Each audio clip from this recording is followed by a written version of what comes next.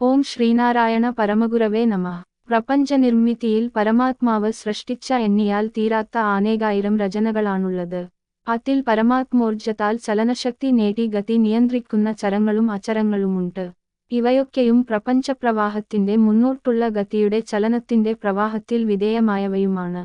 പൗരാണിക ഋഷികുലവും ആ കുലത്തിൽ ആധുനികകാലത്തോട്ടത്തെത്തിയ അവതാരപുരുഷൻ ശ്രീനാരായണനും മാനിച്ചിട്ടുള്ള അറിവാണ് മനുഷ്യരചന ആകെയുള്ള പ്രപഞ്ചരചനകളിൽ നിന്നും വിശേഷതയിൽ വ്യത്യസ്തമാണെന്നത്.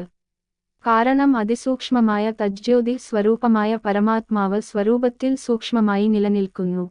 തന്റേതായ പഞ്ചതത്വ പഞ്ചീകരണത്തിൽ നടന്നതാണ് ഈ പ്രപഞ്ച സൃഷ്ടി.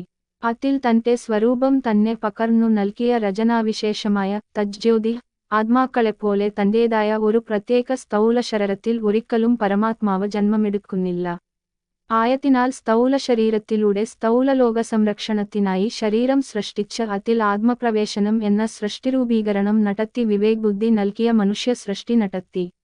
സ്ഥൗലമായ പരമാത്മ സൃഷ്ടിയെ സംരക്ഷിക്കേണ്ട ചുമതല പ്രപഞ്ചത്തിൽ ജന്മമെടുത്ത മനുഷ്യരാശിയുടേതാണ്. ആയതിനാൽ ഓരോ ജന്മങ്ങളുടെയും ഈ പ്രപഞ്ചപ്രവാഹത്തോടൊത്ത കർമ്മങ്ങൾ ഒത്തുചേരുമ്പോഴേ എല്ലാം ഒരുമിച്ചു ചേർന്ന കർമ്മരൂപീകരണത്തിന്റെ ഏകമായ ഒഴുക്കിന്റെ പ്രപഞ്ചപ്രവാഹം ഒരുമിക്കുകയുള്ളൂ.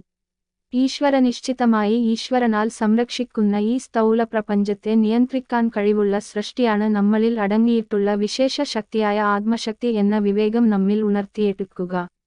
നമ്മുടെയൊക്കെയും ജീവിതം സുഖത്തിന്റെ പ്രപഞ്ച സൃഷ്ടിയോട്ടു ചേർന്നതാണ്. ആ സൗഭാഗ്യം സ്വയം നേടേണ്ടതുമാണ്. നമസ്തേ.